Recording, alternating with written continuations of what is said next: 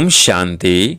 आज 18 अगस्त 2022 की साकार मुरली। आज बाबा ने कहा, मीठे बच्चे, तुम हो रूहानी सर्जन और प्रोफेसर। तुम्हें हॉस्पिटल कम यूनिवर्सिटी खोल अनेकों का कल्याण करना है। आज का प्रश्न, बाप भी धर्म स्थापन करते और अन्य धर्म स्थापक भी धर्म स्थापन करते, दोनों में अंतर क्या है? उत्तर, बाप सिर्फ धर्म स्थापन करके वापस चले जाते, लेकिन अन्य धर्म स्थापक अपनी प्रारब्ध बनाकर जाते हैं। बाप अपनी प्रारब्ध नहीं बनाते। अगर बाप भी अपनी प्रारब्ध बनाए तो उन्हें भी कोई पुरुषार्थ कराने वाला चाहिए। बाप कहते, मुझे बादशाही नहीं करनी है, मैं तो बच्चों की फर्स्ट क्लास प्रारब्ध बनाता हूँ।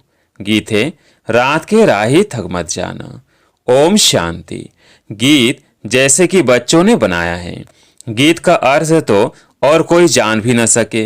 बच्चे जानते हैं अब घोर अंधियारा पूरा होता है। धीरे धीरे अंधियारा होता गया है। इस समय कहेंगे घोर अंधियारा।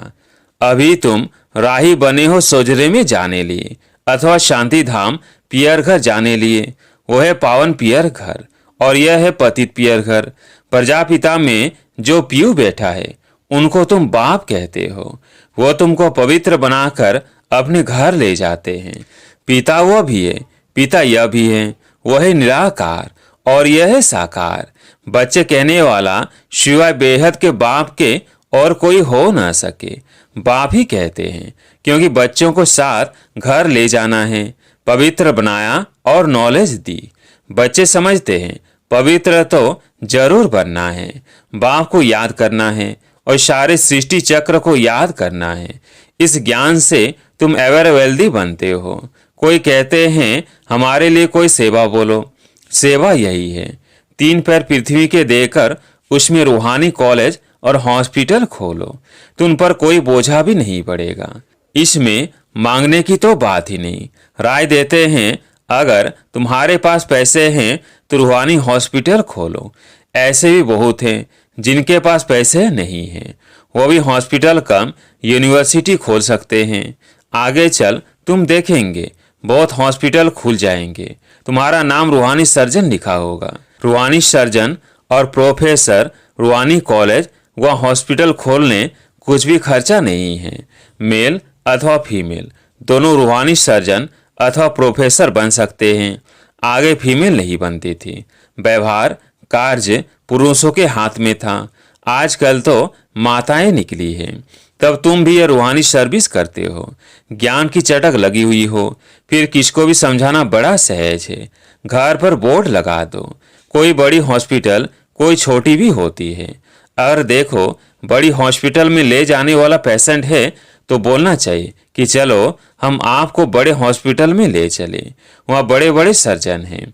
छोटे सर्जन बड़े सर्जन के पास भेज देते हैं, अपनी फी ले लेते हैं, फिर समझते हैं यह मरीज ऐसा है, इसको बड़ी हॉस्पिटल में ले जाना चाहिए, ऐसी राय देते हैं। तो ऐसे सेंटर खोल, बोर्ड लगा दो, तो मनुष्य वंडर खाएंगे ना। ये तो कॉमन समझने की बात है। कलयुग के बाद सतयुग जरूर आता है। भगवान बाप ही नई दुनिया स्थापन करने वाला है। ऐसा बाप मिल जाए तो हम क्यों न वर्षा लेवे। मन वचन कर्म से इस भारत को सुख देना है। मन वचन कर्म सो भी रूहानी। मनसा अर्थात याद और वचन तो सुनाते ही 2 है, मन मना भव और मध्याजी भव। बाप और वर्षे को याद करो, 2 वचन हुए ना। वर्षा कैसे लिया कैसे गंवाया, यह चक्र का राज। बुढ़ियों को भी शौक होना चाहिए, बोलना चाहिए हमको सिखलाओ। बूढ़े बूढ़े भी समझा सकते हैं, जो और कोई विद्वान पंडित आदि नहीं समझा सकते। तब तो नाम बाला करेंगे। चित्र भी बहुत सहज है। कोई की तकदीर में नहीं है तो पुरुषार्थ करते नहीं हैं। सिर्फ ऐसा नहीं समझना है कि मैं बाबा की हो गई, वो तो आत्माएं बाप की है ही। आत्माओं का बाप परमात्मा है, यह तो सेकेंड की बात है। परंतु उनसे वर्षा कैसे मिलता है, वह कब आते हैं, यह समझाना है। आएंगे भी संगम पर।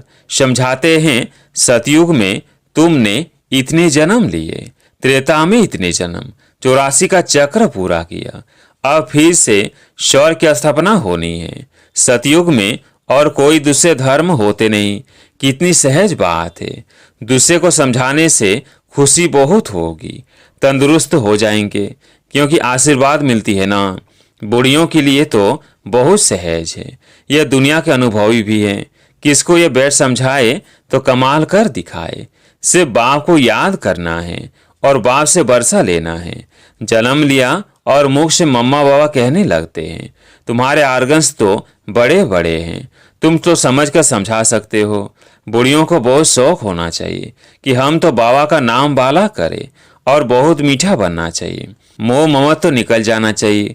मरना तो है ही, बाकी 2-4 रोज जीना है तो क्यों न हम एक से ही बुद्धि योग रखें। जो भी समय मिले बाप की याद में रहे और सब तरफ से ममत्व मिटा देवे। 60 वर्ष के जब होते हैं तो वानप्रस्थ लेते हैं। वह तो बहुत अच्छा समझ सकते हैं। नॉलेज धारण कर फिर दूसरों का भी कल्याण करना चाहिए। अच्छे अच्छे घर की बच्चियां ऐसा पुरुषार्थ कर और घर घर में जाकर समझाए तो कितना ना नामाचार निकले। पुरुषार्थ का सीखना चाहिए, शौक रखना चाहिए। ये नॉलेज बड़ी वंडरफुल है। बोलो, देखो कलयुग अब पूरा होता है। सबका मौत सामने खड़ा है। कलयुग के अंत में ही बाप आकर सौर का वर्षा देते हैं। कृष्ण को तो बाप नहीं कहेंगे, वो तो छोटा बच्चा है। उनको सतयुग का राज्य कैसे मिला? जरूर पास्ट जन्म में ऐसा कर्म किया होगा। तुम समझा सकते हो कि बरोबर इन्होंने पुरुषार्थ से यह प्रारब्ध बनाई है। कलयुग में पुरुषार्थ किया है, सतयुग में प्रारब्ध पाई है। वहां तो पुरुषार्थ कराने वाला कोई होता नहीं। सतयुग त्रेता की इतनी जो प्रारब्ध मिली है, जरूर ऊंच तो जो बाप मिला है, जो ये गोल्डन सिल्वर एज का मालिक बनाते हैं और कोई बना ना सके। जरूर बाप ही मिला है। लक्ष्मी नारायण खुद तो नहीं मिलेंगे। ऐसा भी नहीं कि ब्रह्मा व शंकर मिले, नहीं, भगवान मिला। वह है निराकार। भगवान के सिवाय तो कोई है नहीं जो ऐसा पुरुषार्थ कराए। भगवानुवाच, मैं तुम्हारी प्रारब्ध फर्स्ट क्लास बनाता हूँ। यादि सनातन देवी देवता धर्म की स्थापना होती है। स्थापना यहाँ ही करनी है। कराने वाला तो एक बाप है और जो धर्म स्थापन करते वो तो एक दो के पिछाड़ी आते रहते हैं। धर्म स्थापन करने वाले प्रारब्ध बना जाते हैं। बाप को तो अपनी प्रारब्ध नहीं बनानी है। अगर प्रारब्ध बनाई तो उनको भी पुरुषार्थ कराने वाला कोई चाहिए। शिव बाबा कहते हैं, मुझे कौन पुरुषार्थ कराएंगे? मेरा पाठ ही ऐसा है। मैं बादशाही नहीं करता हूँ। यह ड्रामा बना बनाया है। बाप बैठ समझाते हैं, मैं तुमको सभी वेदों शास्त्रों का सार समझाता हूँ। ये सब है भक्ति मार्ग। अब भक्ति मार्ग पूरा होता है, वह उतरती कला। अब तुम्हारी होती है चढ़ती कला। कहते हैं ना, चढ़ती कला सर्व का भला। सब मुक्ति जीवन मुक्ति को पा लेते हैं। फिर पीछे 16 कला से उतरते उतरते 9 कला में आना है। ग्रहण लग जाता है ना। ग्रहण थोड़ा थोड़ा होकर लगता है। यह तो है बेहद की बात। अभी तुम संपूर्ण बनते हो। फिर त्रेता में 2 कला कम होती है, थोड़ा काला बन पड़ते हैं। इसलिए पुरुषार्थ सतयुग की राजाई के लिए करना चाहिए। कम क्यों लेवे? परंतु सभी तो इम्तिहान पास कर नहीं सकते। जो 16 कला संपूर्ण बने, बच्चों को पुरुषार्थ करना और कराना है। इन चित्रों पर बहुत अच्छी सर्विस हो सकती है। बड़ा क्लियर लिखा हुआ है। बोलो, बाप सौर की रचना रचते हैं तो फिर हम नर्क में क्यों पड़े हैं?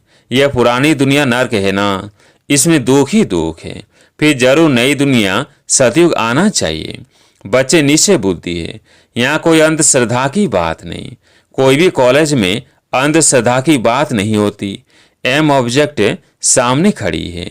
उन कॉलेज आदि में इस जन्म में पढ़ते हैं, इस जन्म में प्रारब्ध पाते हैं। यहाँ इस पढ़ाई की प्रारब्ध विनाश के बाद दूसरे जन्म में तुम पाएंगे। देवताएं कलयुग में आ कैसे सकते? बच्चों को समझाना बड़ा सहज है। चित्र भी बड़े अच्छे बनाए हुए हैं। झाड़ भी बहुत अच्छा है। क्रिश्चियन लोग भी झाड़ को मानते हैं, खुशी मनाते हैं अपने नेशन की। सबका अपना अपना पाठ है। यह भी जानते हो, भक्ति भी आधा कल्प होनी है। उसमें यज्ञ तप तीर्थ आदि सब होते हैं। बाप कहते हैं मैं उनसे नहीं मिलता हूँ। जब तुम्हारी भक्ति पूरी होती है तब भगवान आते हैं। आधा कल्प है ज्ञान और आधा कल्प है भक्ति। झाड़ में क्लियर लिखा हुआ है। सिर्फ चित्र हो बिगल लिखत उस पर भी समझा सकते हो।